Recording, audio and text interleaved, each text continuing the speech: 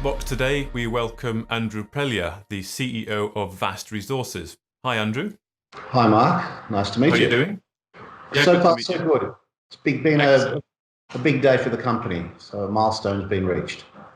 Yes, I can see that. So there's been some material announcements this week regarding the Baita Plai polymetallic mine in Romania. So what's been happening?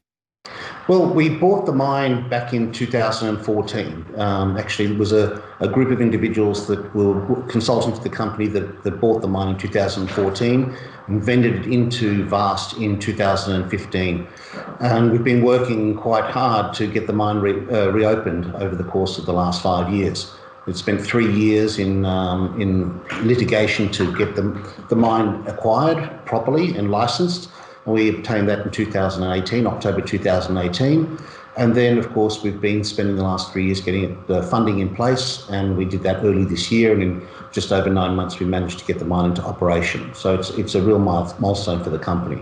It's been quite a low cost to get here for such a large resource, and it is quite a phenomenal asset for the company.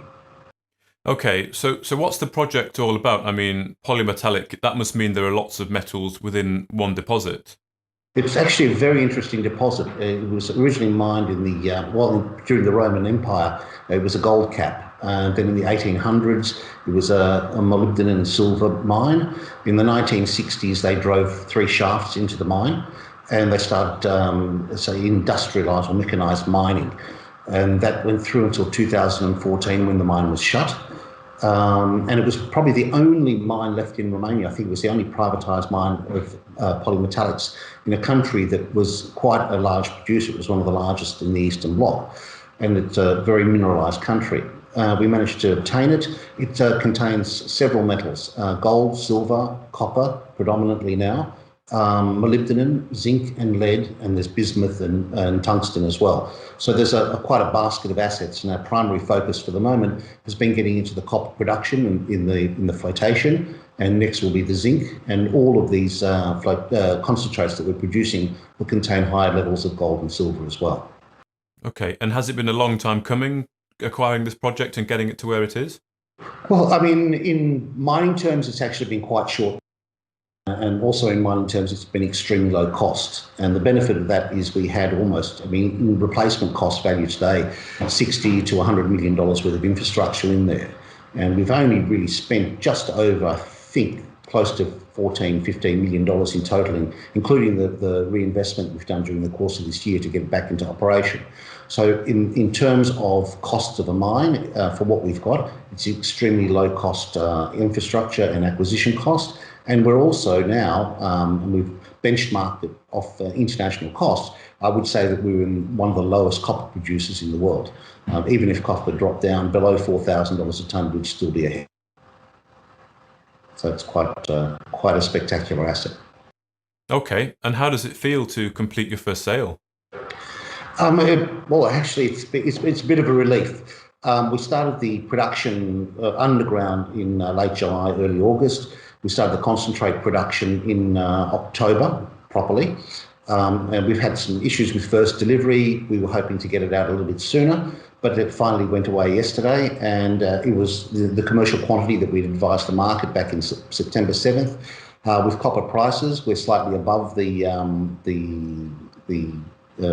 financial lines that we had provided. Unfortunately, we can't give the exact numbers. It's not commercial.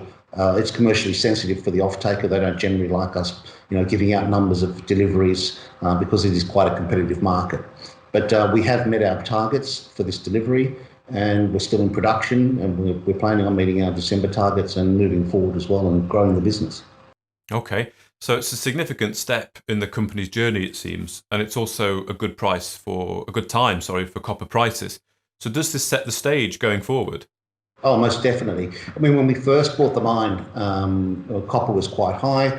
Then we did all of our modelling when the copper dropped back in 2016 down to about $4,900 a tonne. So we had to make sure that it was still a viable asset at that price. Even our last modelling, which we've been doing for our our refinancing, which is hopefully coming up soon, all of our models were done around the $6,500 a tonne when all the forecasts from now to 2025 are between $7,500 and $8,500 a tonne. but all of our modelling is done really on a low base of $6,500 a tonne. So this increase has even affected us with this sale. I mean, we've seen a significant increase in profitability just on this first sale. So hopefully it's a good sign moving forward.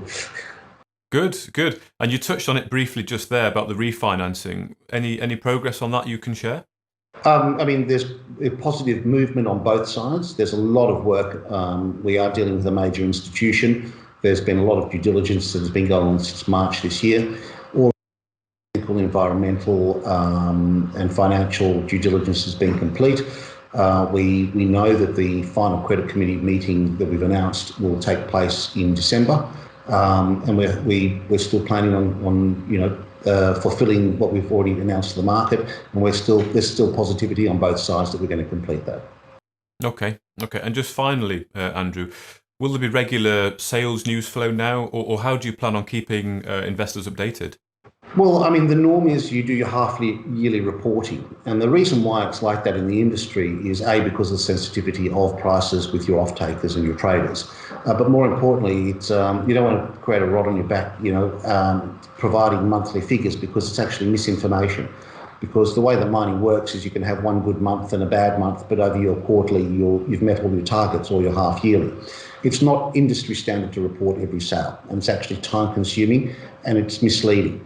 What we have done is we've provided the market back in the 7th of September with a quarterly forecast for the next two years.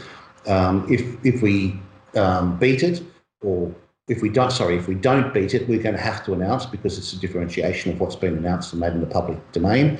But if we're meeting our targets, we will not be reporting on a monthly basis. It's time consuming, A, and B, it's just not the norm in the industry. And if you do it once, you have to do it every month. And unfortunately, that's AIM.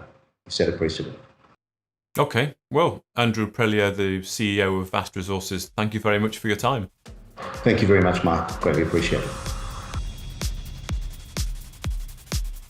Thank you for listening to this Stockbox interview. For more information, interviews and videos, visit our website at stockboxmedia.com or give us a follow on Twitter by searching @StockboxMedia.